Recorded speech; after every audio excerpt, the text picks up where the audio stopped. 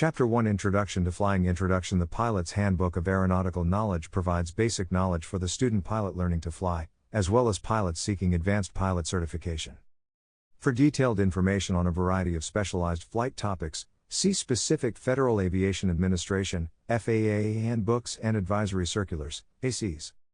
This chapter offers a brief history of flight, introduces the history and role of the FAA in civil aviation, FAA regulations and standards, government references and publications, eligibility for pilot certificates, available routes to flight instruction, the role of the certificated flight instructor, CFI, and designated pilot examiner, DPE, in flight training, practical test standards, PTS, and new, industry-developed airman certification standards, ACS, framework that will eventually replace the PTS. History of flight. From prehistoric times, humans have watched the flight of birds, and longed to imitate them, but lacked the power to do so. Logic dictated that if the small muscles of birds can lift them into the air and sustain them, then the larger muscles of humans should be able to duplicate the feat. No one knew about the intricate mesh of muscles, sinew, heart, breathing system, and devices not unlike wing flaps, variable camber and spoilers of the modern airplane that enabled a bird to fly. Still, thousands of years and countless lives were lost in attempts to fly like birds. The identity of the first birdmen who fitted themselves with wings and leapt off of cliffs in an effort to fly are lost in time, but each failure gave those who wished to fly questions that needed to be answered. Where had the wing flappers gone wrong? Philosophers, scientists, and inventors offered solutions, but no one could add wings to the human body and soar like a bird. During the 1500s, Leonardo da Vinci filled pages of his notebooks with sketches of proposed flying machines, but most of his ideas were flawed because he clung to the idea of bird-like wings. Figure 1:1, by 1655, mathematician, physicist, and inventor Robert Hooke concluded that the human body does not possess the strength to power artificial wings. He believed human flight would require some form of artificial propulsion. The quest for human flight led some practitioners in another direction. In 1783, the first manned hot air balloon, crafted by Joseph and Etienne Montgolfier, flew for 23 minutes. 10 days later, Professor Jacques Charles flew the first gas balloon. A madness for balloon flight captivated the public's imagination, and for a time flying enthusiasts turned their expertise to the promise of lighter-than-air flight. But for all its majesty in the air, the balloon was little more than a billowing heap of cloth capable of no more than a one-way, downwind journey. Balloons solved the problem of lift, but that was only one of the problems of human flight. The ability to control speed and direction eluded balloonists. The solution to that problem lay in a child's toy familiar to the East for 2,000 years, but not introduced to the West until the 13th century, the kite. The kites used by the Chinese for aerial observation, to test winds for sailing, as a signaling device, and as a toy, held many of the answers to lifting a heavier-than-air device into the air. One of the men who believed the study of kites unlocked the secrets of wing flight was Sir George Cayley. Born in England 10 years before the Montgolfier balloon flight, Cayley spent his 84 years seeking to develop a heavier-than-air vehicle supported by kite-shaped wings.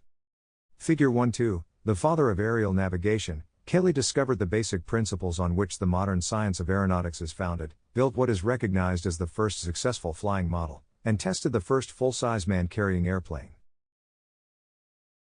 For the half-century after Cayley's death, countless scientists, flying enthusiasts, and inventors worked toward building a powered flying machine. Men, such as William Samuel Henson, who designed a huge monoplane that was propelled by a steam engine housed inside the fuselage, and Otto Lilienthal, who proved human flight in aircraft heavier than air was practical, worked toward the dream of powered flight. A dream turned into reality by Wilbur and Orville Wright at Kitty Hawk, North Carolina, on December 17, 1903. The bicycle-building Wright brothers of Dayton, Ohio, had experimented for 4 years with kites, their own homemade wind tunnel, and different engines to power their biplane. One of their great achievements in flight was proving the value of the scientific, rather than a build-it-and-see approach. Their biplane, the Flyer, combined inspired design and engineering with superior craftsmanship. Figure 1:3, by the afternoon of December 17, the Wright brothers had flown a total of 98 seconds on 4 flights. The age of flight had arrived. History of the Federal Aviation Administration, FAA. During the early years of manned flight, aviation was a free-for-all because no government body was in place to establish policies or regulate and enforce safety standards. Individuals were free to conduct flights and operate aircraft with no government oversight. Most of the early flights were conducted for sport. Aviation was expensive and became the playground of the wealthy. Since these early airplanes were small, many people doubted their commercial value. One group of individuals believed otherwise, and they became the genesis for modern airline travel. P. Fanciller, a Florida businessman living in St. Petersburg, approached Tom Benoist of the Benoist Aircraft Company in St. Louis, Missouri, about starting a flight route from St. Petersburg across the waterway to Tampa. Benoist suggested using his safety-first airboat, and the two men signed an agreement for what would become the first scheduled airline in the United States. The first aircraft was delivered to St. Petersburg and made the first test flight on December 31, 1913. Figure 1.4, a public auction decided who would win the honor of becoming the first paying airline customer. The former mayor of St. Petersburg, A. Seafield, made the winning bid of $400, which secured his place in history as the first paying airline passenger. On January 1, 1914, the first scheduled airline flight was conducted. The flight length was 21 miles and lasted 23 minutes due to a headwind. The return trip took 20 minutes. The line, which was subsidized by Florida businessmen, continued for 4 months and offered regular passage for $5 per person or $5 per 100 pounds of cargo. Shortly after the opening of the line, Benoist added a new airboat that afforded more protection from spray during takeoff and landing. The routes were also extended to Manatee, Bradenton, and Sarasota, giving further credence to the idea of a profitable commercial airline. The St. Petersburg-Tampa airboat line continued throughout the winter months, with flights finally being suspended when the winter tourist industry began to dry up. The airline operated for only 4 months, but 1,205 passengers were carried without injury. This experiment proved commercial passenger airline travel was viable. The advent of World War I offered the airplane a chance to demonstrate its varied capabilities. It began the war as a reconnaissance platform, but by 1918, airplanes were being mass-produced to serve as fighters, bombers, trainers, as well as reconnaissance platforms. Aviation advocates continued to look for ways to use airplanes. Airmail service was a popular idea, but the war prevented the Postal Service from having access to airplanes. The War Department and Postal Service reached an agreement in 1918. The Army would use the mail service to train its pilots in flying cross-country. The first airmail flight was conducted on May 15, 1918, between New York and Washington, D.C.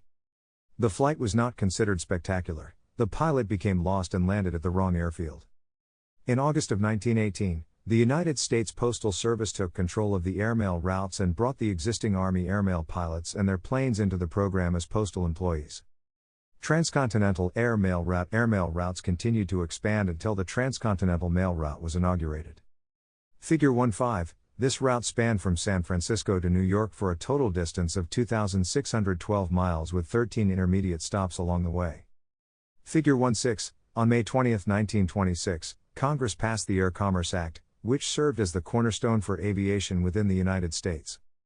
This legislation was supported by leaders in the aviation industry who felt that the airplane could not reach its full potential without assistance from the federal government in improving safety. The Air Commerce Act charged the Secretary of Commerce with fostering air commerce, issuing and enforcing air traffic rules, licensing pilots, certificating aircraft, establishing airways, and operating and maintaining aids to air navigation. The Department of Commerce created a new aeronautics branch whose primary mission was to provide oversight for the aviation industry. In addition, the aeronautics branch took over the construction and operation of the nation's system of lighted airways. The Postal Service, as part of the Transcontinental Airmail Route System, had initiated this system. The Department of Commerce made significant advances in aviation communications, including the introduction of radio beacons as an effective means of navigation. Built at intervals of approximately 10 miles apart, the standard beacon tower was 51 feet high, and was topped with a powerful rotating light. Below the rotating light, 2 course lights pointed forward and back along the airway. The course lights flashed a code to identify the beacon's number. The tower usually stood in the center of a concrete arrow 70 feet long. A generator shed, where required, stood at the feather end of the arrow. Figure 1.7, Federal Certification of Pilots and Mechanics. The Aeronautics Branch of the Department of Commerce began pilot certification with the first license issued on April 6, 1927. The recipient was the Chief of the Aeronautics Branch, William P. McCracken, Jr., Figure 1.8, Orville Wright, who was no longer an active flyer, had declined the honor. McCracken's license was the first issued to a pilot by a civilian agency of the federal government. Some 3 months later, the Aeronautics Branch issued the first federal aircraft mechanic license. Equally important for safety was the establishment of a system of certification for aircraft. On March 29, 1927, the Aeronautics Branch issued the first airworthiness type certificate to the Bull Airster CA-33 place open biplane. In 1934, to recognize the tremendous strides made in aviation and to display the enhanced status within the department, the Aeronautics Branch was renamed the Bureau of Air Commerce. Figure 19, within this time frame, the Bureau of Air Commerce brought together a group of airlines. Secretary of Agriculture Henry A. Wallace, right. The photograph was taken in 1933. During Vidal's tenure, the Aeronautics Branch was renamed the Bureau of Air Commerce on July 1, 1934. The new name more accurately reflected the status of the organization within the Department of Commerce and encouraged them to form the first 3 air traffic control (ATC) facilities along the established air routes. Then in 1936, the Bureau of Air Commerce took over the responsibilities of operating the centers and continued to advance the ATC facilities. ATC has come a long way from the early controllers using maps, chalkboards, and performing mental math calculations in order to separate aircraft along flight routes. The Civil Aeronautics Act of 1938 and 1938, the Civil Aeronautics Act transferred the civil aviation responsibilities to a newly created, independent body, named the Civil Aeronautics Authority, CAA. This act empowered the CAA to regulate airfares and establish new routes for the airlines to service. President Franklin Roosevelt split the CAA into 2 agencies, the Civil Aeronautics Administration, CAA, and the Civil Aeronautics Board, CAB. Both agencies were still part of the Department of Commerce, but the CAB functioned independently of the Secretary of Commerce. The role of the CAA was to facilitate ATC, certification of airmen and aircraft, rule enforcement, and the development of new airways. The CAB was charged with rule-making to enhance safety, accident investigation, and the economic regulation of the airlines. Then in 1946, Congress gave the CAA the responsibility of administering the federal aid. Airport Program. This program was designed to promote the establishment of civil airports throughout the country. The Federal Aviation Act of 1958. By mid-century, air traffic had increased and jet aircraft had been introduced into the civil aviation arena. A series of mid-air collisions underlined the need for more regulation of the aviation industry. Aircraft were not only increasing in numbers, but were now streaking across the skies at much higher speeds. The Federal Aviation Act of 1958 established a new independent body that assumed the roles of the CAA and transferred the rule-making authority of the CAB to the newly created Federal Aviation Agency, FAA. In addition, the FAA was given complete control of the Common Civil-Military System of Air Navigation and ATC. The man who was given the honor of being the first administrator of the FAA was former Air Force General Elwood Richard Pete Quesada. He served as the administrator from 1959 to 1961. Figure 110, Department of Transportation (DOT). On October 15, 1966, Congress established the Department of Transportation (DOT), which was given oversight of the transportation industry within the United States. The result was a combination of both air and surface transportation. Its mission was and is to serve the United States by ensuring a fast, safe, efficient, accessible, and convenient transportation system meeting vital national interests and enhancing the quality of life of the American people, then, now, and into the future. The DOT began operation on April 1, 1967. At this same time, the Federal Aviation Agency was renamed to the Federal Aviation Administration, FAA. The role of the CAB was assumed by the newly created National Transportation Safety Board, NTSB, which was charged with the investigation of all transportation accidents within the United States. As aviation continued to grow, the FAA took on additional duties and responsibilities. With the hijacking epidemic of the 1960s, the FAA was responsible for increasing the security duties of aviation both on the ground and in the air. After September 11, 2001, the duties were transferred to a newly created body called the Department of Homeland Security (DHS). With numerous aircraft flying in and out of larger cities, the FAA began to concentrate on the environmental aspect of aviation by establishing and regulating the noise standards of aircraft. Additionally, in the 1960s and 1970s, the FAA began to regulate high-altitude, over 500 feet, kite and balloon flying. In 1970, more duties were assumed by the FAA in the addition of a new federal airport aid program and increased responsibility for airport safety. ATC automation. By the mid-1970s, the FAA had achieved a semi-automated ATC system based on a marriage of radar and computer technology. By automating certain routine tasks, the system allowed controllers to concentrate more efficiently on the vital task of providing aircraft separation. Data appearing directly on the controller's scopes provided the identity, altitude, and ground speed of aircraft carrying radar beacons. Despite its effectiveness, this system required enhancement to keep pace with the increased air traffic of the late 1970s. The increase was due in part to the competitive environment created by the Airline Deregulation Act of 1978. This law phased out CAB's economic regulation of the airlines, and CAB ceased to exist at the end of 1984. To meet the challenge of traffic growth, the FAA unveiled the National Airspace System (NAS) plan in January 1982. The new plan called for more advanced systems for en-route and terminal ATC, modernized flight service stations, and improvements in ground-to-air surveillance and communication. The Professional Air Traffic Controllers Organization, PATCO, strike. While preparing the NAS plan, the FAA faced a strike by key members of its workforce. An earlier period of discord between management and the Professional Air Traffic Controllers Organization, PATCO, culminated in a 1970 sickout by 3,000 controllers. Although controllers subsequently gained additional wage and retirement benefits, another period of tension led to an illegal strike in August 1981. The government dismissed over 11,000 strike participants and decertified PATCO. By the spring of 1984, the FAA ended the last of the special restrictions imposed to keep the airspace system operating safely during the strike. The Airline Deregulation Act of 1978. Until 1978, the CAB regulated many areas of commercial aviation such as fares, routes, and schedules. The Airline Deregulation Act of 1978, however, removed many of these controls, thus changing the face of civil aviation in the United States. After deregulation, unfettered free competition ushered in a new era in passenger air travel. The CAB had three main functions: to award routes to airlines, to limit the entry of air carriers into new markets, and to regulate fares for passengers. Much of the established practices of commercial passenger travel within the United States went back to the policies of Walter Folger Brown, the United States Postmaster General during the administration of President Herbert Hoover. Brown had changed the mail payment system to encourage the manufacture of passenger aircraft instead of mail-carrying aircraft.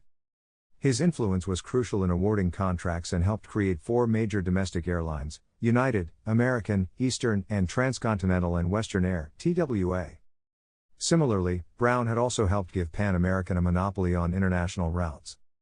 The push to deregulate, or at least to reform the existing laws governing passenger carriers, was accelerated by President Jimmy Carter, who appointed economist and former professor Alfred Kahn, a vocal supporter of deregulation, to head the CAB. A second force to deregulate emerged from abroad. In 1977, Freddie Laker, a British entrepreneur who owned Laker Airways, created the SkyTrain service, which offered extraordinarily cheap fares for transatlantic flights. Laker's offerings coincided with a boom in low-cost domestic flights as the CAB eased some limitations on charter flights, i.e., flights offered by companies that do not actually own planes but lease them from the major airlines.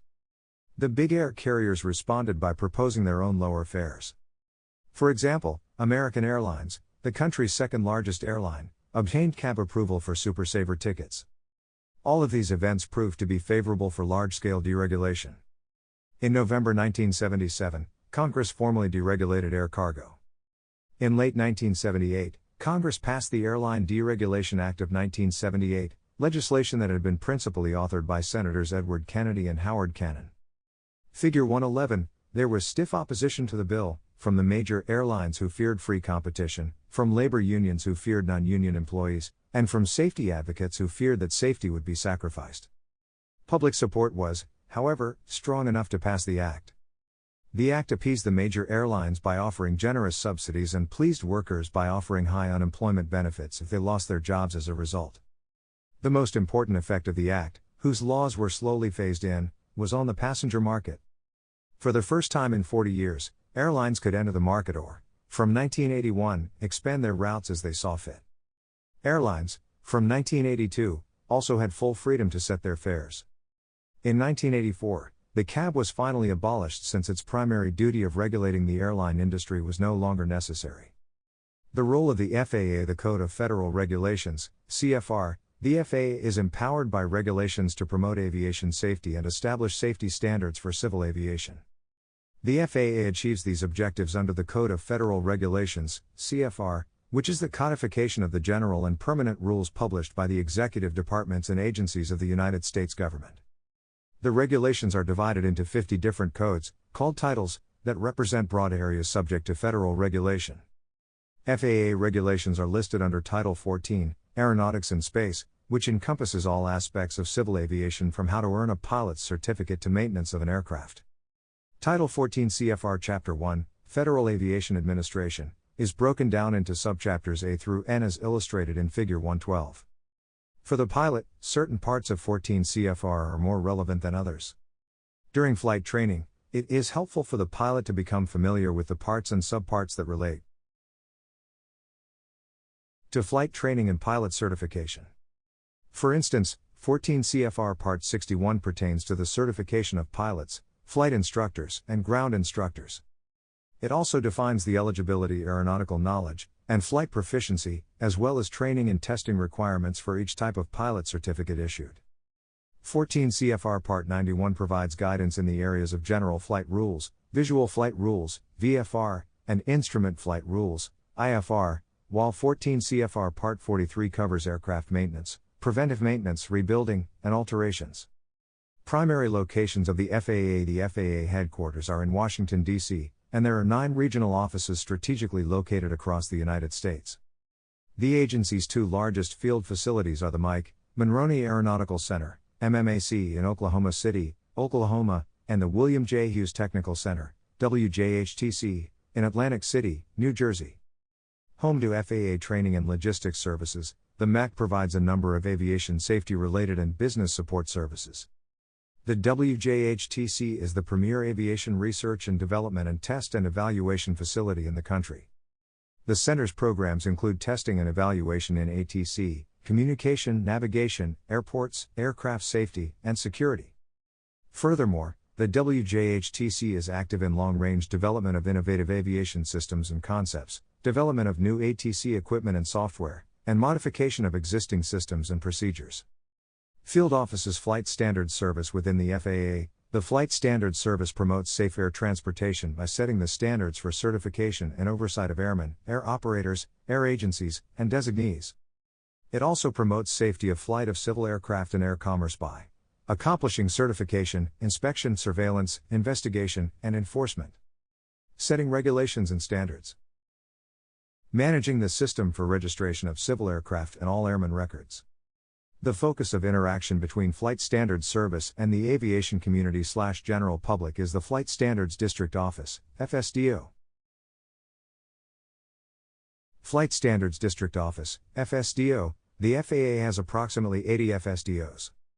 Figure 113, these offices provide information and services for the aviation community. FSDO phone numbers are listed in the telephone directory under Government Offices, FAA. Another convenient method of finding a local office is to use the FSDO locator available at www.fa.gov/about/office_org/field_offices/stu. In addition to accident investigation and the enforcement of aviation regulations, the FSDO is also responsible for the certification and surveillance of air carriers, air operators, flight schools/training centers, and airmen including pilots and flight instructors. Each FSDO is staffed by aviation safety inspectors, ASIs, who play a key role in making the nation's aviation system safe. Aviation Safety Inspector, ASI, the ASIs administer and enforce safety regulations and standards for the production, operation, maintenance, and/or modification of aircraft used in civil aviation. They also specialize in conducting inspections of various aspects of the aviation system, such as aircraft and parts manufacturing, aircraft operation, aircraft airworthiness, and cabin safety. ASIs must complete a training program at the FAA Academy in Oklahoma City, Oklahoma, which includes airman evaluation and pilot testing techniques and procedures. ASIs also receive extensive on-the-job training and recurrent training on a regular basis. The FAA has approximately 3,700 inspectors located in its FSDO offices. All questions concerning pilot certification, and/or requests for other aviation information or services, should be directed to the local FSDO. FAA Safety Team FOS Team. The FAA is dedicated to improving the safety of United States civilian aviation by conveying safety principles and practices through training, outreach, and education. The FAA Safety Team (FAS team) exemplifies this commitment. The FAS team has replaced the Aviation Safety Program, ASP, whose education of airmen on all types of safety subjects successfully reduced accidents. Its success led to its demise because the easy-to-fix accident causes have been addressed. To take aviation safety one step further, Flight Standards Service created the FAS team, which is devoted to reducing aircraft accidents by using a coordinated effort to focus resources on elusive accident causes. Each of the FAA's 9 regions has a regional FAS team office dedicated to this new safety program and managed by the Regional FAS Team Manager, RFM. The FAS team is teaming up with individuals in the aviation industry to create a unified effort against accidents and tip the safety culture in the right direction. To learn more about this effort to improve aviation safety, to take a course at their online learning center, or to join the FAS team, visit their website at www.fasafety.gov. Obtaining assistance from the FAA. Information can be obtained from the FAA by phone, internet/email, or mail. To talk to the FAA toll-free 24 hours a day, call 1-866-TEL-FAA, 1-866-835-5322. To visit the FAA's website, go to www.fa.gov. Individuals can also email an FAA representative at a local FSDO office by accessing the staff email address available via the Contact FAA link at the bottom of the FAA homepage. Letters can be sent to Federal Aviation Administration, 800 Independence Avenue, SW Washington, D.C. 20591. FAA reference material. The FAA provides a variety of important reference material for the student, as well as the advanced civil aviation pilot. In addition to the regulations provided online by the FAA, several other publications are available to the user. Almost all reference material is available online at www.fa.gov in downloadable format. Commercial aviation publishers also provide published and online reference material to further aid the aviation pilot. Aeronautical Information Manual, AIM. The Aeronautical Information Manual, AIM, is the official guide to basic flight information and ATC procedures for the aviation community flying in the NAS of the United States. Figure 114, an international version, containing parallel information as well as specific information on international airports, is also available. The AIM also contains information of interest to pilots, such as health and medical facts, flight safety, a pilot/controller glossary of terms used in the system, and information on safety, accidents, and reporting of hazards. This manual is offered for sale on a subscription basis or is available online at http://bookstore.po.gov. Order forms are provided at the beginning of the manual or online and should be sent to the Superintendent of Documents, United States Government Printing Office (UPO). The AIM is complemented by other operational publications that are available via separate subscriptions or online.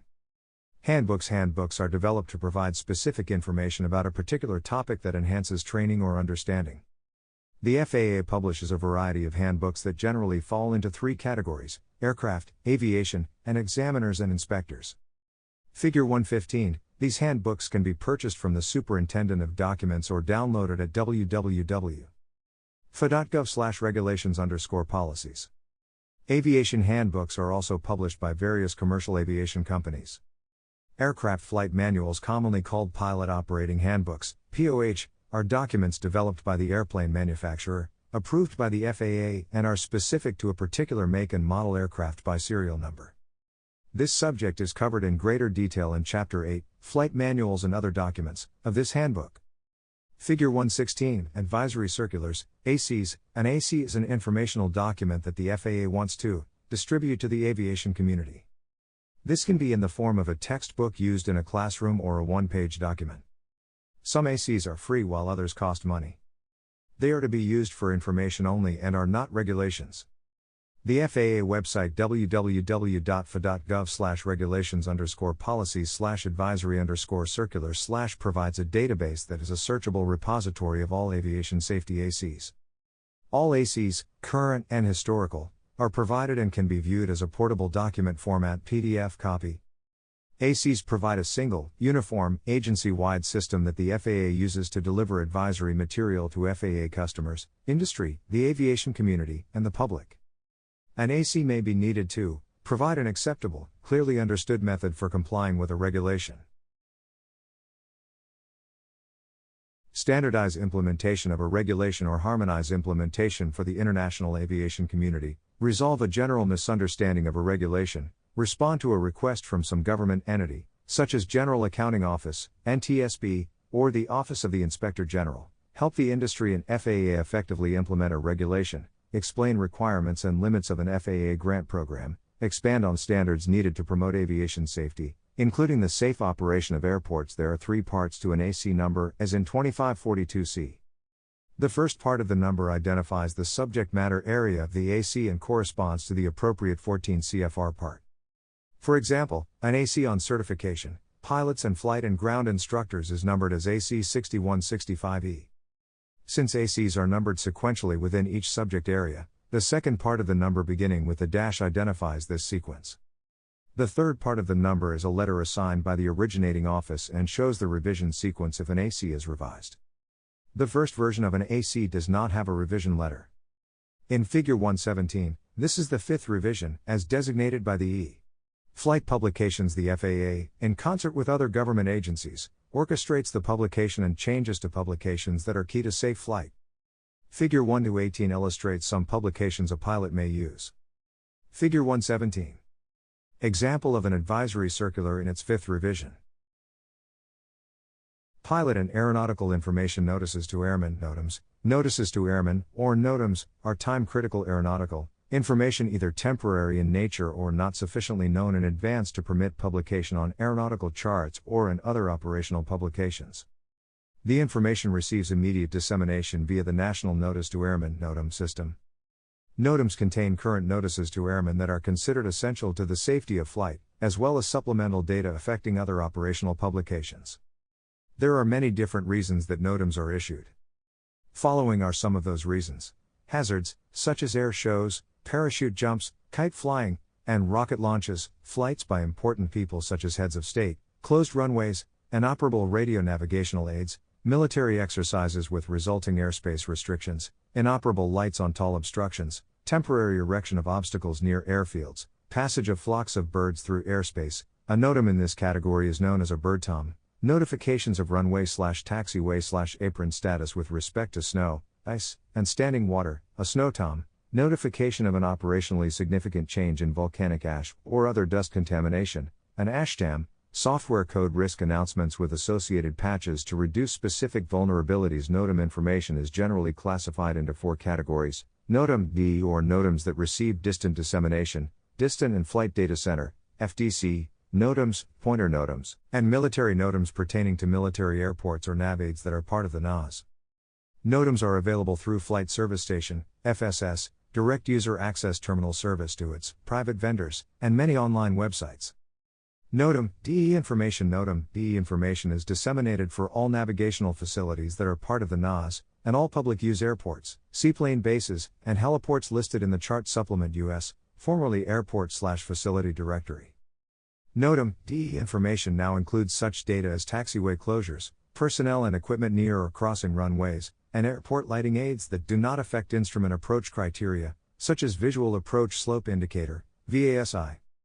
All D NOTAMs are required to have one of the following keywords as the first part of the text: RWI, TWI, ramp, apron, AD, OBST, nav, com, SVC, airspace, U, or O.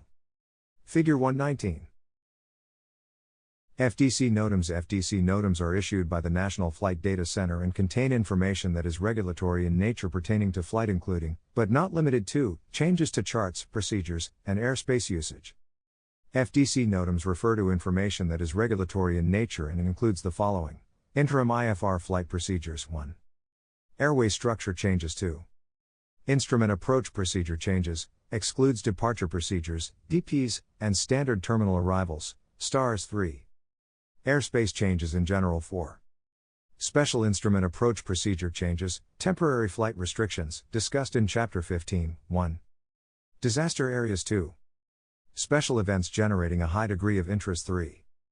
Hijacking, flight restrictions and the proximity of the President and other parties, 14 CFR Part 139 Certificated airport condition changes, snow conditions affecting glide slope operation, air defense emergencies, emergency flight rules, substitute airway routes, special data, U.S. government charting corrections, laser activity NOTAM composition. NOTAMs contain the elements below from left to right in the following order. An exclamation point. Accountability location, the identifier of the accountability location. Affected location, the identifier of the affected facility or location. Keyword, one of the following: RWY, DWY, ramp, apron, AD, Com, Nav, SVC, OBST, airspace, U, and O. Surface identification, optional. This shall be the runway identification for runway-related NOTAMs, the taxiway identification for taxiway-related NOTAMs, or the ramp/apron identification for ramp/apron-related NOTAMs. Condition, the condition being reported. Time, identifies the effective times of the NOTAM condition. Altitude and height are in feet mean sea level, MSL, up to 17,999, for example, 275, 1,225 feet, and MSL is not written, and in flight levels, FL, for 18,000 and above, for example, FL 180, FL 550. When MSL is not known, above ground level, AGL, will be written 304 AGL. When time is expressed in a NOTAM, the day begins at 0000 and ends at 2359. Times used in the NOTAM system are Universal Time Coordinated, UTC, and shall be stated in 10 digits: year, month, day, hour, and minute. The following are two examples of how the time would be presented. DCALDN NAV VOR OTS WEF 070805160020708052359.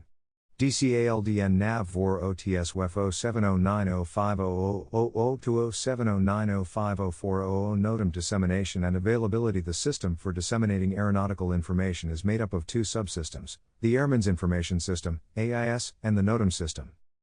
The AIS consists of charts and publications and is disseminated by the following methods: aeronautical charts depicting permanent baseline data, IFR charts, en route high altitude conterminus US, en route low altitude conterminus US, Alaska charts, and Pacific charts, US terminal procedures, departure procedures, DPs, standard terminal arrivals, STARS, and standard instrument approach procedures, SIAPs, VFR charts, sectional aeronautical charts, terminal area charts, TAC and World Aeronautical Charts, WAC, flight information publications outlining baseline data. Notices to Airmen, NTAP published by System Operations Services, System Operations and Safety, publications, every 28 days, Chart Supplement US, formerly Airport/Facility Directory, Pacific Chart Supplement, Alaska Supplement, Alaska Terminal Aeronautical Information Manual, AIM. NOTAMs are available in printed form through subscription from the Superintendent of Documents, from an FSS, or online at PilotWeb, www.pilotweb.nas.fa.gov, which provides access to current NOTAM information. Local airport NOTAMs can be obtained online from various websites. Some examples are www.fullplan.com and www.opa.org/whatsnew/notams.html. Most sites require a free registration and acceptance of terms but offer pilots updated NOTAMs and TFRs. Safety Program Airman Notification System, SPANS. In 2004, the FAA launched the Safety Program Airman Notification System, SPANS, an online event notification system that provides timely and easy-to-assess seminar and event information notification for airmen. The SPANS system is taking the place of the current paper-based mail system. This provides better service to airmen while reducing costs for the FAA. Anyone can search the SPANS system and register for events. To read more about SPANS, visit www.fasafety.gov/SPANS. Aircraft classifications and ultralight vehicles. The FAA uses various ways to classify or group machines operated or flown in the air. The most general grouping uses the term aircraft. This term is in 14 CFR 1.1 and means a device that is used or intended to be used for flight in the air. Ultralight vehicle is another general term the FAA uses. This term is defined in 14 CFR 103. As the term implies, powered ultralight vehicles must weigh less than 254 pounds empty weight and unpowered ultralight vehicles must weigh less than 155 pounds. Rules for ultralight vehicles are significantly different from rules for aircraft. Ultralight vehicle certification, registration, and operation rules are also contained in 14 CFR 103. The FAA differentiates aircraft by their characteristics and physical properties. Key groupings defined in 14 CFR 1.1 include airplane, an engine-driven fixed-wing aircraft heavier than air, that is supported in flight by the dynamic reaction of the air against its wings. Glider, a heavier-than-air aircraft, that is supported in flight by the dynamic reaction of the air against its lifting surfaces, and whose free flight does not depend principally on an engine. Lighter-than-air aircraft, an aircraft that can rise and remain suspended by using contained gas weighing less than the air that is displaced by the gas. Airship, an engine-driven lighter-than-air aircraft that can be steered. Balloon, a lighter-than-air aircraft that is not engine-driven, and that sustains flight through the use of either gas buoyancy or an airborne heater. Powered lift, a heavier-than-air aircraft capable of vertical takeoff, vertical landing, and low-speed flight that depends principally on engine-driven lift devices or engine thrust for lift during these flight regimes and on non-rotating airfoils for lift during horizontal flight. Powered parachute, a powered aircraft comprised of a flexible or semi-rigid wing connected to a fuselage so that the wing is not in position for flight until the aircraft is in motion. The fuselage of a powered parachute contains the aircraft engine, a seat for each occupant, and is attached to the aircraft's landing gear. Rocket, an aircraft propelled by ejected expanding gases generated in the engine from self-contained propellants and not dependent on the intake of outside substances. It includes any part which becomes separated during the operation. Rotorcraft, a heavier-than-air aircraft that depends principally for its support in flight on the lift generated by one or more rotors. Gyroplane, a rotorcraft whose rotors are not engine-driven, except for initial starting, but are made to rotate by action of the air when the rotorcraft is moving, and whose means of propulsion, consisting usually of conventional propellers, is independent of the rotor system. Helicopter, a rotorcraft that, for its horizontal motion, depends principally on its engine-driven rotors. Weight shift control, a powered aircraft with a framed pivoting wing and a fuselage controllable only in pitch and roll by the pilot's ability to change the aircraft's center of gravity with respect to the wing. Flight control of the aircraft depends on the wing's ability to flexibly deform rather than the use of control surfaces. Size and weight are other methods used in 14 CFR 1.1 to group aircraft. Large aircraft, an aircraft of more than 12,500 pounds, maximum certificated takeoff weight. Light sport aircraft, LSA, an aircraft, other than a helicopter or powered lift that, since its original certification, has continued to meet the definition in 14 CFR 1.1. LSA can include airplanes, airships, balloons, gliders, gyroplanes, powered parachutes, and weight shift control. Small aircraft, aircraft of 12,500 pounds or less, maximum certificated takeoff weight. We also use broad classifications of aircraft with respect to the certification of airmen or with respect to the certification of the aircraft themselves. See the next section, Pilot Certifications, and Chapter 3, for further discussion of certification. These definitions are in 14 CFR 1.1, Category 1. As used with respect to the certification, ratings, privileges, and limitations of airmen, means a broad classification of aircraft. Examples include airplane, rotorcraft, glider, and lighter than air, and 2. As used with respect to the certification of aircraft, means a grouping of aircraft based upon intended use or operating limitations. Examples include transport, normal, utility, acrobatic, limited, restricted, and provisional. Class 1. As used with respect to the certification, ratings, privileges, and limitations of airmen, means a classification of aircraft within a category having similar operating characteristics.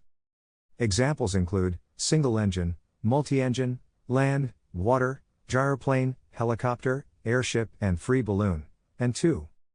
As used with respect to the certification of aircraft, means a broad grouping of aircraft having similar characteristics of propulsion, flight, or landing. Examples include airplane, rotorcraft, gilder, balloon, landplane, and seaplane. Type 1.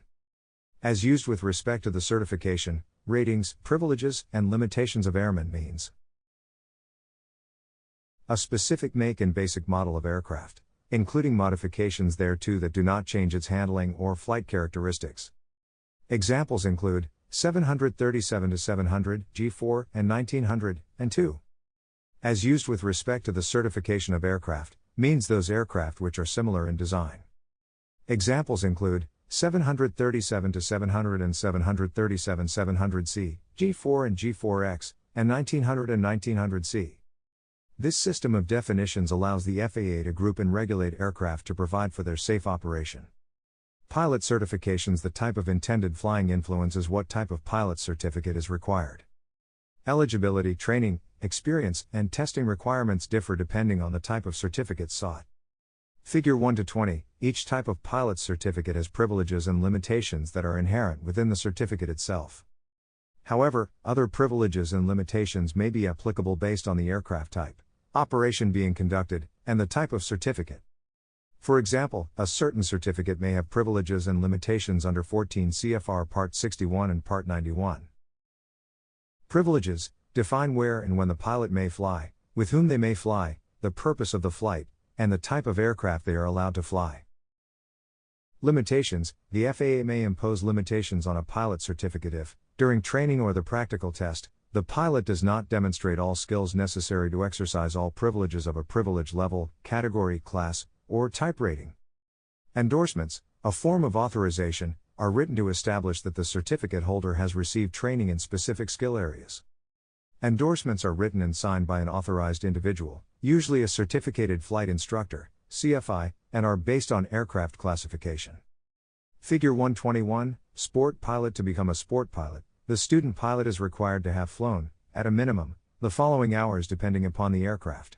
Airplane, 20 hours. Powered parachute, 12 hours. Weight shift control, trikes, 20 hours. Glider, 10 hours. Rotorcraft, gyroplane only, 20 hours. Lighter than air, 20 hours. Airship, or 7 hours. Balloon. To earn a sport pilot certificate, one must be at least 16 years old to become a student sport pilot, 14 years old for gliders or balloons, be at least 17 years old to test for a sport pilot certificate, 16 years old for gliders or balloons, be able to read, write, and understand the English language, hold a current and valid driver's license as evidence of medical eligibility when operating as a sport pilot. Some of the following privileges and limitations may apply. Privileges: operate as pilot in command, PIC, of a light sport aircraft, carry a passenger and share expenses, fuel, oil, airport expenses, and aircraft rental, fly during the daytime using VFR, a minimum of 3 statute miles visibility and visual contact with the ground are required. Limitations: prohibited from flying in Class A airspace, prohibited from flying in Class B, C, or D airspace until you receive training and a logbook endorsement from an instructor. No flights outside the United States without prior permission from the Foreign Aviation Authority, may not tow any object. No flights while carrying a passenger or property for compensation or hire. Prohibited from flying in furtherance of a business. The sport pilot certificate does not list aircraft category and class ratings. After successfully passing the practical test for a sport pilot certificate, regardless of the light sport aircraft privileges you seek, the FAA will issue you a sport pilot certificate without any category and class ratings. The instructor will provide you with the appropriate logbook endorsement for the category and class of aircraft in which you are authorized to act as pilot in command. Recreational pilot. To become a recreational pilot, one must be at least 17 years old, be able to read, write, speak, and understand the English language, pass the required knowledge test, meet the aeronautical experience requirements in either a single-engine airplane, a helicopter, or a gyroplane. Obtain a logbook endorsement from an instructor, pass the required practical test, obtain a third-class medical certificate issued under 14 CFR Part 67 as a recreational pilot. Cross-country flight is limited to a 50 nautical miles range from the departure airport but is permitted with additional training per 14 CFR Part 61, Section 61.101c. Additionally, recreational pilots are restricted from flying at night and flying in airspace where communications with ATC are required. The minimum aeronautical experience requirements for a recreational pilot license involve 30 hours of flight time including at least 15 hours of dual instruction, 2 hours of en-route training, 3 hours in preparation for the practical test, 3 hours of solo flight when operating as a recreational pilot. Some of the following privileges and limitations may apply. Privileges: carry no more than one passenger, not pay less than the pro rata share of the operating expenses of a flight with a passenger, provided the expenses involve only fuel, oil, airport expenses, or aircraft rental fees. Limitations: a recreational pilot may not act as pick of an aircraft that is certificated for more than 4 occupants or has more than one power plant. Private pilot: a private pilot is one who flies for pleasure or personal business without accepting compensation for flying except in some very limited, specific circumstances. The private pilot certificate is the certificate held by the majority of active pilots. It allows command of any aircraft, subject to appropriate ratings, for any non-commercial purpose and gives almost unlimited authority to fly under VFR. Passengers may be carried in flight in furtherance of a business is permitted. However, a private pilot may not be compensated in any way for services as a pilot, although passengers can pay a pro rata share of flight expenses, such as fuel or rental costs. If training under 14 CFR Part 61, experience requirements include at least 40 hours of piloting time, including 20 hours of flight with an instructor and 10 hours of solo flight. Figure 122, Commercial pilot. A commercial pilot may be compensated for flying. Training for the certificate focuses on a better understanding of aircraft systems and a higher standard of airmanship. The commercial pilot certificate itself does not allow a pilot to fly in instrument meteorological conditions, IMC, and commercial pilots without an instrument rating are restricted to daytime flight within 50 nautical miles when flying for hire.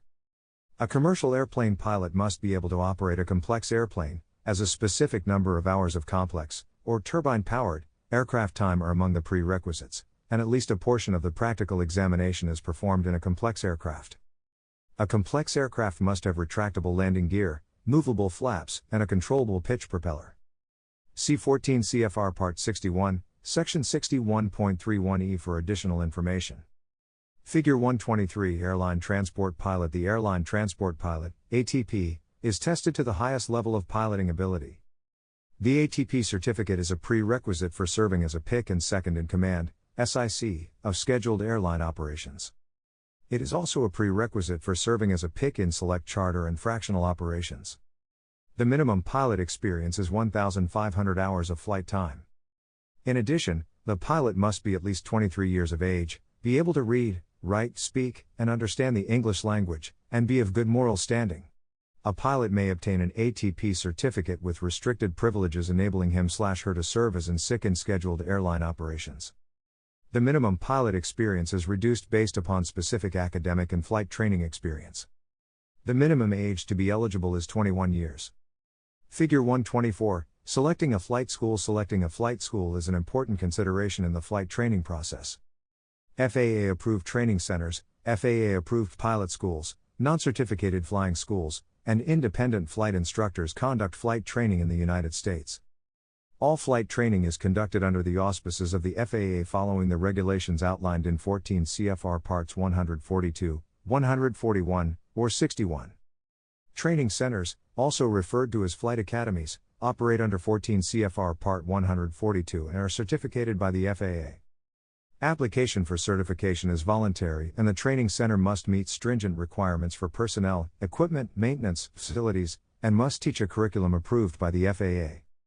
Training centers typically utilize a number of flight simulation training devices as part of its curricula. Flight training conducted at a training center is primarily done under contract to airlines and other commercial operators in transport or turbine aircraft, however many also provide flight training for the private pilot certificate, commercial pilot certificate, instrument rating, and ATP certificate. Flight schools operating under 14 CFR Part 141 are certificated by the FAA. Application for certification is voluntary and the school must meet stringent requirements for personnel, equipment, maintenance, facilities, and must teach an established curriculum, which includes a training course outline (TCO) approved by the FAA. The certificated schools may qualify for a ground school rating and a flight school rating. In addition, the school may be authorized to give its graduates practical, flight tests and knowledge, computer-administered written tests. The FAA Pilot School Search Database located at http://ovinfo.fa.gov/pilot. School. ASP, lists certificated ground and flight schools and the pilot training courses each school offers. Enrollment in a 14 CFR Part 141 flight school ensures quality, continuity, and offers a structured approach to flight training because these facilities must document the training curriculum and have their flight courses approved by the FAA. These strictures allow 14 CFR Part 141 schools to complete certificates and ratings in fewer flight hours, which can mean a savings on the cost of flight training for the student pilot. For example, the minimum requirement for a private pilot certificate is 35 hours in a Part 141 certificated school and 40 hours in a Part 61 certificated school. This difference may be insignificant for a private pilot certificate because the national average indicates most pilots require 60 to 75 hours of flight training. Many excellent flight schools find it impractical to qualify for the FAA Part 141 certificates and are referred to as Part 61 schools. 14 CFR Part 61 outlines certificate and rating requirements for pilot certification through non-certificated schools and individual flight instructors. It also states what knowledge-based training must be covered and how much flight experience is required for each certificate and rating. Flight schools and flight instructors who train must adhere to the statutory requirements and train pilots to the standards found in 14 CFR Part 61. One advantage of flight training under 14 CFR Part 61 is its flexibility. Flight lessons can be tailored to the individual student, because 14 CFR Part 61 dictates the required minimum flight experience and knowledge-based training necessary to gain a specific pilot's license, but it does not stipulate how the training is to be organized. This flexibility can also be a disadvantage because a flight instructor who fails to organize the flight training can cost a student pilot time and expense through repetitious training. One way for a student pilot to avoid this problem is to ensure the flight instructor has a well-documented training syllabus. How to find a reputable flight program. To obtain information about pilot training, contact the local FSDO, which maintains a current file on all schools within its district. The choice of a flight school depends on what type of certificate is sought, and whether an individual wishes to fly as a sport pilot or wishes to pursue a career as a professional pilot. Another consideration is the amount of time that can be devoted to training. Ground and flight training should be obtained as regularly and frequently as possible because this assures maximum retention of instruction and the achievement of requisite proficiency. Do not make the determination based on financial concerns alone, because the quality of training is very important. Prior to making a final decision, visit the schools under consideration and talk with management, instructors, and students. Request a personal tour of the flight school facility. Be inquisitive and proactive when searching for a flight school, do some homework, and develop a checklist of questions by talking to pilots and reading articles in flight magazines. The checklist should include questions about aircraft reliability and maintenance practices, and questions for current students such as whether or not there is a safe, clean aircraft available when they are scheduled to fly. Questions for the training facility should be aimed at determining if the instruction fits available personal time. What are the school's operating hours? Does the facility have dedicated classrooms available for ground training required by the FAA? Is there an area available for pre-flight briefings, post-flight debriefings, and critiques? Are these rooms private in nature in order to provide a non-threatening environment in which the instructor can explain the content and outcome of the flight without making the student feel self-conscious? Examine the facility before committing to any flight training. Evaluate the answers on the checklist, and then take time to think things over before making a decision. This proactive approach to choosing a flight school will ensure a student pilot contracts with a flight school or flight instructor best suited to their individual needs. How to choose a certificated flight instructor, CFI, whether an individual chooses to train under 14 CFR Part 141 or Part 61. The key to an effective flight program is the quality of the ground and flight training received from the CFI. The flight instructor assumes total responsibility for training an individual to meet the standards required for certification within an ever-changing operating environment. A CFI should possess an understanding of the learning process, knowledge of the fundamentals of teaching, and the ability to communicate effectively with a student pilot. During the certification process, a flight instructor applicant is tested on the practical application of these skills in specific teaching situations. The flight instructor is crucial to the scenario-based training program endorsed by the FAA. He or she is trained to function in the learning environment as an advisor and guide for the learner. The duties, responsibilities, and authority of the CFI include the following: orient the student to the scenario-based training system, help the student become a confident planner and in-flight manager of each flight and a critical evaluator of their own performance, help the student understand the knowledge requirements present in real-world applications, diagnose learning difficulties and help the student overcome them, evaluate student progress and maintain appropriate records, provide continuous review of student learning. Should a student pilot find the selected CFI is not training in a manner conducive for learning, or the student and CFI do not have compatible schedules, the student pilot should find another CFI.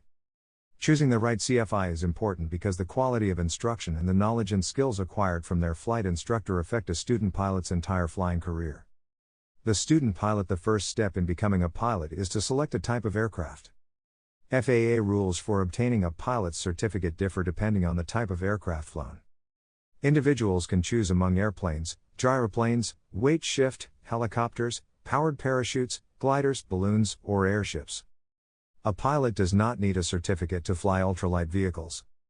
Basic requirements: a student pilot is one who is being trained by an instructor pilot for his or her first full certificate, and is permitted to fly alone, solo, under specific, limited circumstances. Before a student pilot may be endorsed to fly solo, that student must have a student pilot certificate. There are multiple ways that an aspiring pilot can obtain their student pilot certificate. The application may be processed by an FAA inspector or technician, an FAA designated pilot examiner, a certified flight instructor, CFI, or an airman certification representative, ACR. If the application is completed electronically, the authorized person will submit the application to the FAA's Airman Certification Branch, AFS 760, in Oklahoma City, Oklahoma, via the Integrated Airman Certification and Rating Application, ICRA.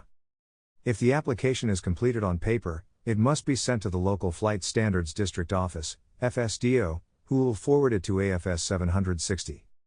Once the application is processed, the applicant will receive the student pilot certificate by mail at the address provided on the application. The aforementioned process will become effective on April 1, 2016. The new certificate will be printed on a plastic card, which will replace the paper certificate that was issued in the past. The plastic card certificate will not have an expiration date. Paper certificates issued prior to the new process will still expire according to the date on the certificate. However, under the new process, paper certificates cannot be renewed. Once the paper certificate expires, the student pilot must submit a new application under the new process. Another significant change in the new process is that flight instructors will now make endorsements for solo privileges in the student pilot's logbook, instead of endorsing the student pilot certificate. To be eligible for a student pilot certificate, the applicant be at least 16 years of age, 14 years of age to pilot a glider or balloon. Be able to read, speak, write, and understand the English language. Medical certification requirements: the second step in becoming a pilot is to obtain a medical certificate, if the choice of aircraft is an airplane, helicopter, gyroplane, or an airship. The FAA suggests the individual get a medical certificate before beginning flight training to avoid the expense of flight training that cannot be continued due to a medical condition. Balloon or glider pilots do not need a medical certificate, but do need to write a statement certifying that no medical defect exists that would prevent them from piloting a balloon or glider. The new sport pilot category does not require a medical examination. A driver's license can be used as proof of medical competence. Applicants who fail to meet certain requirements or who have physical disabilities which might limit, but not prevent, their acting as pilots, should contact the nearest FAA office. Anyone requesting an FAA medical clearance, medical certificate, or student pilot medical certificate can electronically complete an application through the FAA's MEGSpress system available at https://megexpress.fa.gov/. A medical certificate is obtained by passing a physical examination administered by a doctor who is an FAA-authorized AME. There are approximately 6,000 FAA-authorized AMEs in the nation. To find an AME near you, go to the FAA's AME locator at www.fa.gov/pilot/AME-locator/. Medical certificates are designated as first class, second class, or third class. Generally, first class is designed for the airline transport pilot, second class for the commercial pilot, and third class for the student, recreational, and private pilot. A student pilot certificate can be processed by an FAA inspector or technician, an FAA designated pilot examiner, DPE, Airman Certification Representative, ACR, or a certified flight instructor, CFI. This certificate allows an individual who is being trained by a flight instructor to fly alone, solo, under specific, limited circumstances, and must be carried with the student pilot while exercising solo flight privileges. The student pilot certificate is only required when exercising solo flight privileges. The new plastic student certificate does not have an expiration date. For airmen who were issued a paper certificate, that certificate will remain valid until its expiration date. A paper certificate cannot be renewed. When the paper certificate expires, a new application must be completed via the ICRA system, and a new plastic certificate will be issued. Student pilot solo requirements: once a student has accrued sufficient training and experience, a CFI can endorse the student's logbook to authorize limited solo flight in a specific type, make and model of aircraft. A student pilot may not carry passengers, fly in furtherance of a business, or operate an aircraft outside of the various endorsements provided by the flight instructor. There is no minimum aeronautical knowledge or experience requirement for the issuance of a student pilot certificate. However, the applicant must be at least 16 years of age, 14 years of age for a pilot for glider or balloon, and they must be able to read, speak, write, and understand the English language. There are, however, minimum aeronautical knowledge and experience requirements for student pilots to solo. Becoming a pilot. The course of instruction a student pilot follows depends on the type of certificate sought. It should include the ground and flight training necessary to acquire the knowledge and skills required to safely and efficiently function as a certificated pilot in the selected category and class of aircraft. The specific knowledge and skill areas for each category and class of aircraft are outlined in 14 CFR Part 61. Eligibility, aeronautical knowledge, proficiency, and aeronautical requirements can be found in 14 CFR Part 61. Recreational pilot, see Subpart D. Private pilot, see Subpart E. Sport pilot, see Subpart J. The knowledge-based portion of training is obtained through FAA handbooks such as this one, textbooks, and other sources of training and testing materials which are available in print form from the Superintendent of Documents, GPO, and online at the Regulatory Support Division, www.fa.gov/about/office_org/headquarters_offices/avs/offices/afs/600. The CFI may also use commercial publications as a source of study materials, especially for aircraft categories where government materials are limited. A student pilot should follow the flight instructor's advice on what and when to study. Planning a definite study program and following it as closely as possible will help in scoring well on the knowledge test. Haphazard or disorganized study habits usually result in an unsatisfactory score. In addition to learning aeronautical knowledge, such as the principles of flight, a student pilot is also required to gain skill in flight maneuvers. The selected category and class of aircraft determines the type of flight skills and number of flight hours to be obtained. There are 4 steps involved in learning a flight maneuver. The CFI introduces and demonstrates flight maneuver to the student. The CFI talks the student pilot through the maneuver. The student pilot practices the maneuver under CFI supervision. The CFI authorizes the student pilot to practice the maneuver solo. Once the student pilot has shown proficiency in the required knowledge areas, flight maneuvers, and accrued the required amount of flight hours, the CFI endorses the student pilot logbook, which allows the student pilot to take the written and practical tests for pilot certification. Knowledge and skill tests. Knowledge test. The knowledge test is the computer portion of the test taken to obtain pilot certification. The test contains questions of the objective, multiple choice type. This testing method conserves the applicant's time, eliminates any element of individual judgment in determining grades, and saves time in scoring. FAA Airman Knowledge Test Guides for every type of pilot certificate address most questions you may have regarding the knowledge test process.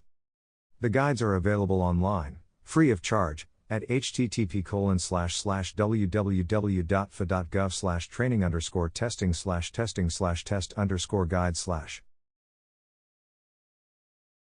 When to take the knowledge test. The knowledge test is more meaningful to the applicant and more likely to result in a satisfactory grade if it is taken after beginning the flight portion of the training. Therefore, the FAA recommends the knowledge test be taken after the student pilot has completed a solo cross-country flight. The operational knowledge gained by this experience can be used to the student's advantage in the knowledge test. The student pilot's CFI is the best person to determine when the applicant is ready to take the knowledge test. Practical test. The FAA has developed PTS for FAA pilot certificates and associated ratings. Figure 1-25, in 2015, the FAA began transitioning to the ACS approach.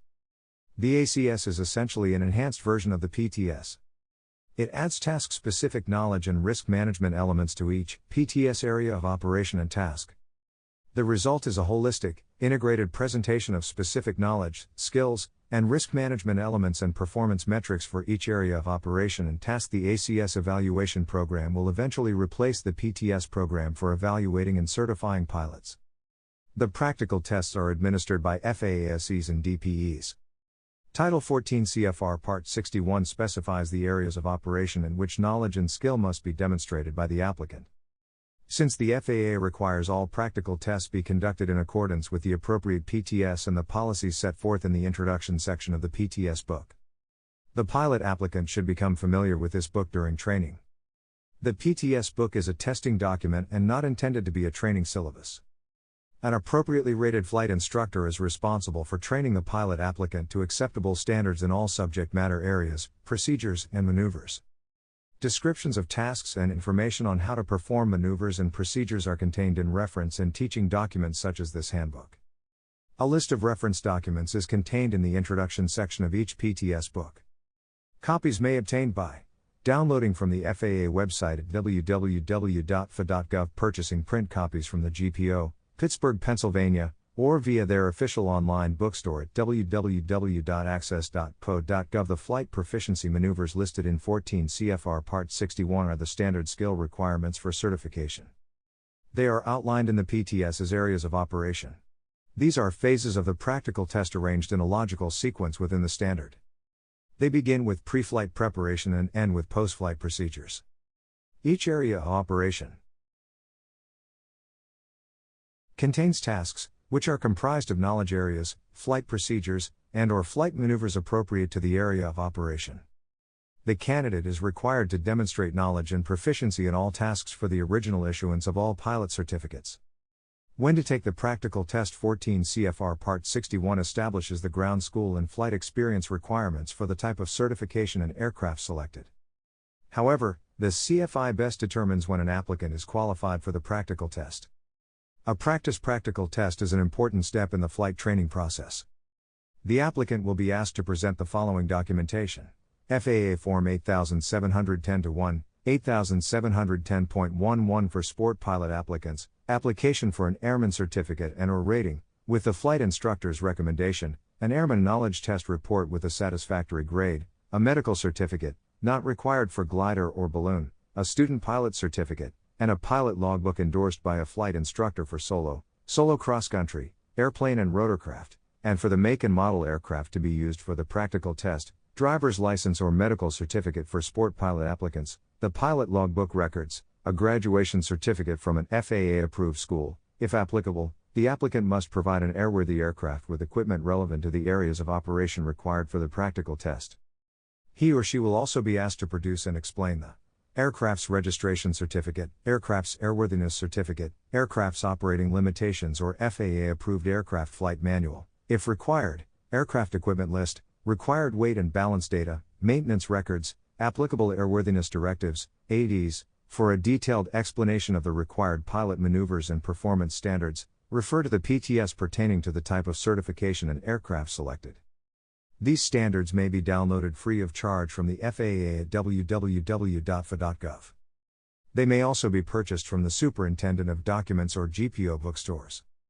Most airport fixed-base operators and flight schools carry a variety of government publications and charts, as well as commercially published materials. Who administers the FAA practical tests? Due to the varied responsibilities of the FSDOs, practical tests are usually given by DPEs. An applicant should schedule the practical test by appointment to avoid conflicts and wasted time. A list of examiner names can be obtained from the local FSDO. Since a DPE serves without pay from the government for conducting practical tests and processing the necessary reports, the examiner is allowed to charge a reasonable fee. There is no charge for the practical test when conducted by an FAA inspector. Role of the certificated flight instructor. To become a CFI, a pilot must meet the provisions of 14 CFR Part 61. The FAA places full responsibility for student flight training on the shoulders of the CFI, who is the cornerstone of aviation safety. It is the job of the flight instructor to train the student pilot in all the knowledge areas and teach the skills necessary for the student pilot to operate safely and competently as a certificated pilot in the NAS. The training includes airmanship skills, pilot judgment and decision-making, and good operating practices. A pilot training program depends on the quality of the ground and flight instruction the student pilot receives. The flight instructor must possess a thorough understanding of the learning process, knowledge of the fundamentals of teaching, and the ability to communicate effectively with the student pilot. Use of a structured training program and formal course syllabus is crucial for effective and comprehensive flight training. It should be clear to the student in advance of every lesson what the course of training will involve and the criteria for successful completion. This should include the flight instructor briefing and debriefing the student before and after every lesson. Additionally, scenario-based training has become the preferred method of flight instruction today. This involves presenting the student with realistic flight scenarios and recommended actions for mitigating risk. Insistence on correct techniques and procedures from the beginning of training by the flight instructor ensures that the student pilot develops proper flying habits. Any deficiencies in the maneuvers or techniques must immediately be emphasized and corrected. A flight instructor serves as a role model for the student pilot who observes the flying habits of his or her flight instructor during flight instruction, as well as when the instructor conducts other pilot operations. Thus, the flight instructor becomes a model of flying proficiency for the student who, consciously or unconsciously, attempts to imitate the instructor. For this reason, a flight instructor should observe recognized safety practices, as well as regulations during all flight operations. The student pilot who enrolls in a pilot training program commits considerable time, effort, and expense to achieve a pilot certificate. Students often judge the effectiveness of the flight instructor and the success of the pilot training program based on their ability to pass the requisite FAA practical test. A competent flight instructor stresses to the student that practical tests are a sampling of pilot ability compressed into a short period of time. The goal of a flight instructor is to train the total pilot. Role of the designated pilot examiner. The designated pilot examiner, DPE, plays an important role in the FAA's mission of promoting aviation safety by administering FAA practical tests for pilot and flight instructor certificates and associated ratings. Although administering these tests is a responsibility of the AC, the FAA's highest priority is making air travel safer by inspecting aircraft that fly in the United States. To satisfy the need for pilot testing and certification services, the FAA delegates certain responsibilities to private individuals who are not FAA employees. Appointed in accordance with 14 CFR Part 183, Section 183.23, a DPE is an individual who meets the qualification requirements of the Pilot Examiner's Handbook, FAA Order 8710.3, and who is technically qualified, holds all pertinent category, class, and type ratings for each aircraft related to their designation, meets requirements of 14 CFR Part 61, Section 61.56, 61.57, and 61.58, as appropriate, is current and qualified to act as PIC of each aircraft for which he or she is authorized, maintains at least a third-class medical certificate, if required, maintains a current flight instructor certificate, if required designated to perform specific pilot certification tasks on behalf of the FAA. A DPE may charge a reasonable fee. Generally, a DPE's authority is limited to accepting applications and conducting practical tests leading to the issuance of specific pilot certificates and/or ratings. The majority of FAA practical tests at the private and commercial pilot levels are administered by DPEs. DPE candidates must have good industry reputations for professionalism, integrity, a demonstrated willingness to serve the public, and must adhere to FAA policies and procedures in certification matters. The FAA expects the DPE to administer practical tests with the same degree of professionalism, using the same methods, procedures, and standards as an FAA SE. Chapter Summary: The FAA has entered the second century of civil aviation as a robust government organization, and is taking full advantage of technology, such as Global Positioning System, GPS, satellite technology to enhance the safety of civil aviation. The Internet has also become an important tool in promoting aviation safety and providing around-the-clock resources for the aviation community. Handbooks, regulations, standards, references, and online courses are now available at www.faa.gov. In keeping with the FAA's belief that safety is a learned behavior, the FAA offers many courses and seminars to enhance air safety. The FAA puts the burden of instilling safe flying habits on the flight instructor, who should follow basic flight safety practices and procedures in every flight operation he or she undertakes with a student pilot. Operational safety practices include, but are not limited to, collision avoidance procedures consisting of proper scanning techniques, use of checklists, runway incursion avoidance, positive transfer of controls, and workload management. These safety practices are discussed more fully within this handbook. Safe flight also depends on scenario-based training, SBT, that teaches the student pilot how to respond in different flight situations. The FAA has incorporated these techniques along with decision-making methods, such as aeronautical decision-making, ADM, risk management, and crew resource management, CRM, which are covered more completely in Chapter 2, Aeronautical Decision-Making.